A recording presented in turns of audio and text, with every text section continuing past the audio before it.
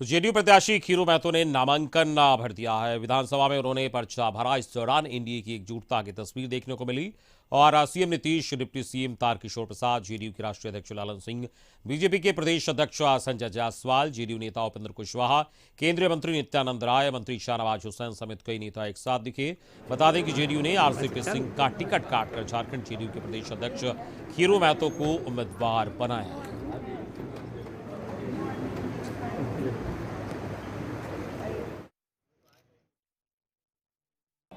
झारखंड के प्रदेश अध्यक्ष और जदयू के राज्यसभा उम्मीदवार खीरू महतो जी ने अपना नामांकन दाखिल कर दिया है। आइए हम सीधे बात करते हैं। नीतीश कुमार का यह फैसला कैसा लगा आपको? देखिए, नीतीश कुमार का फैसला अपने बहुत बड़ा ये है कि उन्होंने एक कार्यकर्ता को सम्मान दिए हैं जो 40 वर्षों से हम लोग रहा। लोहिया, कर्पूरी, जयप्रकाश, नीतीश जी के साथ में हम लोग रहा। लोक दल से जनता पार्टी, समता पार्टी, लोक दल और अब यहाँ जदयू में है। यह बहुत बड़ा सम्मान मिला है।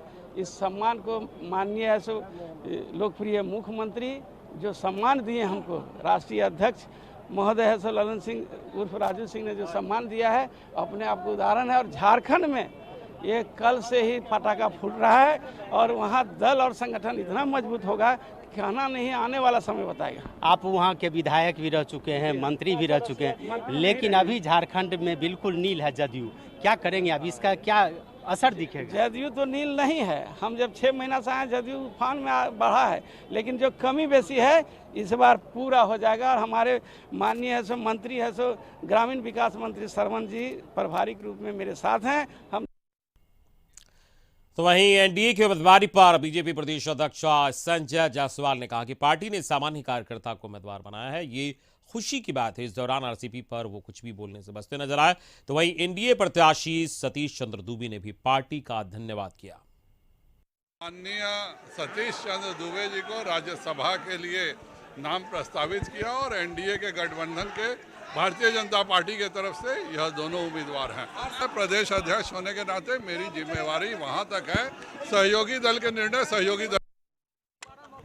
देखिए, हम भारतीय जनता पार्टी के कार्यकर्ता हैं, बूथ से काम करने की आदी है और आज भारतीय जनता पार्टी देश का सबसे बड़ा पार्टी है, सबसे बड़ा लोकतंत्र है।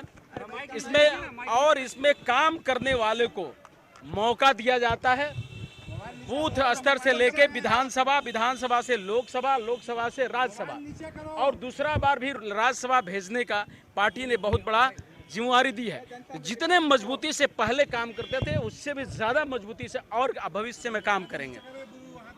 और भारतीय जनता पार्टी ही एक ऐसी पार्टी है जिसमें कार्यकर्ताओं को बढ़ने का एक बहुत बड़ा उम्मीद रहती है।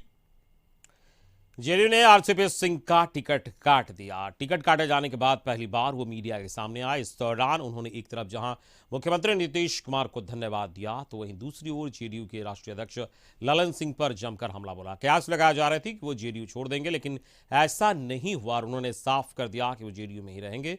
तो वहीं मंत्री पद से इस्तीफा देने के सवालों पर कहा कि मैं दिल्ली जाकर पीएम मोदी से मिलूंगा, जो उनका आदेश होगा मानूंगा। आरसीपी ने कहा कि मैंने संगठन के लिए काम किया है और काम करता रहूंगा। इस दौरान आरसीपी सिंह ने पार्टी के राष्ट्रीय अध्यक्ष ललन सिंह पर हमला बोलते हुए कहा कि प्रदेश के अध्यक्ष से अनुरोध करूंगा कि बिहार में 33 प्रकोष्ठ को 13 पर ला दिया गया है, इसे और बढ़ाने की जरूरत है।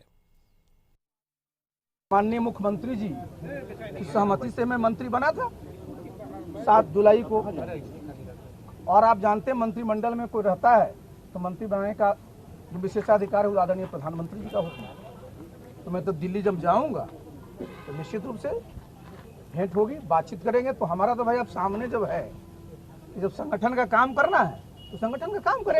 तो हम तो उनके पास जाएंगे कि सर मेरे लिए क्या आदेश है। 303 है उनको क्या आवश्यकता है किसी को बनाने की, लेकिन वो तो उनकी सदा सहता है और उदारता है। उन्होंने कहा कि नहीं भाई आप चूंकि हमारे पार्टनर हैं। एक मिनट, आप तो प्री पोल अलायंस है। नहीं, एक मिनट कि भाई आप जो हैं आइए यहाँ रहिए, जिससे कि लगे कि नहीं भाई आप लोग का भी प्रतिनिधित्व है।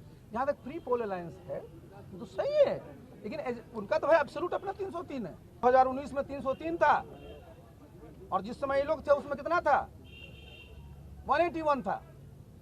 आप प्रोपोर्शनल प्रतिनिधित्व कर दीजिएगा, आपको बुला लिया, ये बहुत बड़ी बात है। सबसे बड़ी उपलब्धि यही है कि मैंने इस पार्टी को बूथ तक पहुंचा दिया।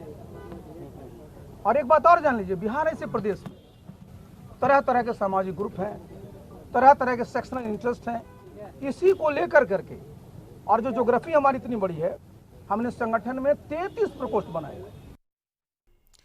तो आरसीपी के मंत्री पद से इस्तीफा देने के सवालों पर सीएम नीतीश ने कहा कि अभी इस्तीफा देने की जरूरत नहीं है, अभी समय बाकी है, चुनाव पहले ही हो रहा है। मुख्यमंत्री ने दावा किया कि पार्टी में सब ठीक ठाक है। पार्टी संगठन में आरसीपी की भूमिका पर नीतीश कुमार ने कहा कि इस पर फैसला लेंगे। आरसीपी की नाराजगी पर सीएम ने कहा कि पार्टी ने उन्हें सब कुछ दिया है, 2 बार राज्यसभा सदस्य रहे, साथ ही पार्टी के राष्ट्रीय अध्यक्ष भी रहे। सिंह अब राज्यसभा के सदस्य नहीं रहेंगे तो उनको इस्तीफा कर देना चाहिए, क्योंकि उन्होंने कहा है कि अगर मुख्यमंत्री कहेंगे, नेता कहेंगे तो वो इस्तीफा दे देंगे। नहीं तो अभी तो टेनियर है, तो चुनाव समय का पहले हो रहा है, तो जब तक समय है तब तक के लिए तो है ही ना। तो अभी तुरंत इस्तीफा देने का क्या सर, उनकी भूमिका कुछ समय होता है उसके पार्टी में क्या भूमिका होगी, कोई दिक्कत नहीं। संगठन में क्या लगता है उनको कुछ जगह दी जाएगी? आरसीपी सिंह की भूमिका पार्टी में केंद्र में और कोई मंत्री बनेगा? सब लोगों का जिम्मेदारी लेंगे, वो सब आगे कीजिए। वो आगे क्या प्रोपोर्शनल रिप्रेजेंटेशन मांगेंगे या सिंबॉलिक ही रहेगा? सब तो आगे की चीज है और कोई जरूरत है किसी चीज को मांगने की। केंद्र से तो कार्यकाल जब तक है जुलाई तक है सर, उसके बाद सर क्या जिम्मेवारी रहेगी? अरे जी हमारी पार्टी के सीनियर लीडर हैं, सम्मानित लीडर हैं, उसी रूप में हैं और रहेंगे। क्या कुछ दबाव बनाने की कोशिश, ये शब्दों का उपयोग करना होगा? नहीं, ऐसा बिल्कुल नहीं, बिल्कुल दबाव वगैरह बनाने की बात नहीं है। हर चीज नॉर्मल तरीके से हो रही है और नॉर्मल तरीके से हो जाएगी। अपना नेतृत्व सोच समझ कर ही, और चूँकि वो महतो जी जो है झारखंड से जो पार्टी के अध्यक्ष हैं, वो बहुत पुराने हैं और उन्होंने पार्टी का सम्मान किया है, कार्यकर्ता का सम्मान किया है, अच्छी बात है, इसका स्वागत। तो आरसीपी के संगठन छोटा करने के बयान पर जेडीयू के राष्ट्रीय अध्यक्ष ललन सिंह ने कहा कि हमें पता नहीं है वो क्या बोल रहे हैं। ललन सिंह ने कहा कि पार्टी के नेता हैं, पार्टी के लिए काम करेंगे, पार्टी में कोई मतभेद नहीं है। नेता है, पार्टी का काम करेंगे, कह रहे हैं सर, संगठन में काम करेंगे, मौका देंगे सर। कई सवाल खड़े कर रहे हैं सर, वो नहीं मालूम है कि क्या सवाल खड़ा कर रहे हैं, लेकिन पार्टी में कोई मतभेद नहीं। वो कह रहे हैं कि संगठन को छोटा किया जा रहा है। नामांकन में क्यों नहीं पहुंचे सर? नामांकन में क्या न्योता नहीं था उनको? थोड़ा सा नामांकन में न्योता मिला था सर आरसीपी सिंह को। क्या मंत्रिमंडल में बने रहेंगे, वो इस्तीफा देंगे? और इस वक्त ब्यूरो चीफ अशोक मिश्र हमारे साथ जुड़े हैं, उनके पास चलेंगे। अशोक जी, जिस तरीके से आज जब आरसीपी सिंह का पत्ता कट गया, उसके बाद लगातार बयानों का दौर शुरू हुआ और आरसीपी खुद भी मीडिया के सामने खुलकर बोले और उन्होंने कहा कि मैं संगठन में रहूंगा और काम करूंगा, जैसा निर्देश होगा मुख्यमंत्री का वैसा काम करूंगा, साथ ही पीएम से भी मिलने की बात कही है। क्या लग रहा है इस तरीके से अब राजनीति किस ओर आगे बढ़ेगी?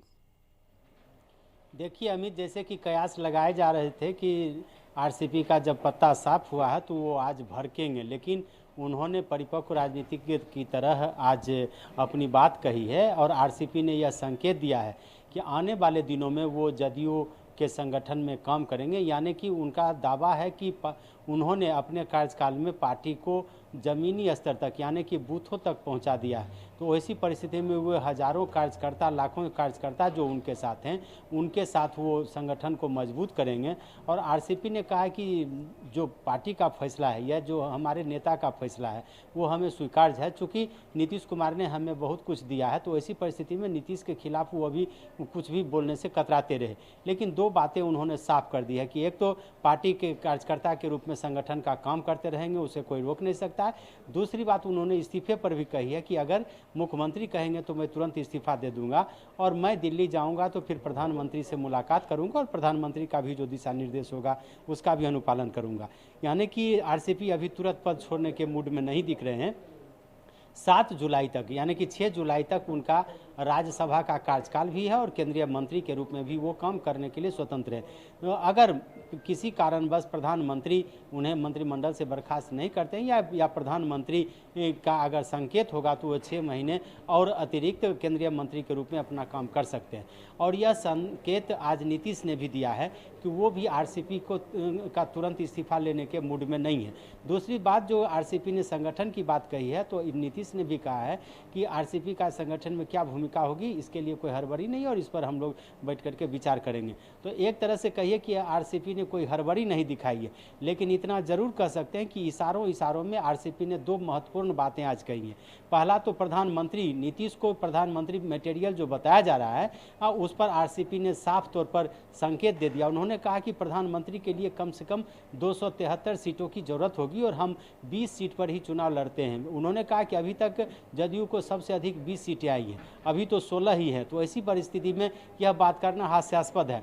दूसरी बात जो उन्होंने कही है कि जातीय जनगणना की बात हो या फिर जदयू की भागीदारी केंद्रीय मंत्रिमंडल में अनुपातिक रूप से हो, उस पर भी आरसीपी ने कहा कि यह अब अटल बिहारी वाजपेयी का जमाना नहीं है। उस समय मात्र 183 सीटें बीजेपी के पास थी और जदयू के पास 20 सीटें थी, लेकिन आज क्या स्थिति है? आज बीजेपी के पास 303 सीटें हैं और जदयू के पास मात्र 16 सीटें हैं। तो ऐसी परिस्थिति में प्रधानमंत्री के द्वारा अगर कैबिनेट में भागीदार ही जदयू को बनाया जाता है तो यह उनकी सदाशयता है और इसके लिए प्रधानमंत्री को धन्यवाद दिया। चलिए, खुलकर कुछ भी आरसीपी सिंह ने नहीं बोला, लेकिन इशारों में उनकी नाराजगी भी झलक रही थी, लेकिन शिष्टाचार का भी परिचय देखने को मिला। इस पूरी बातचीत के लिए बहुत बहुत शुक्रिया अशोक जी आपका।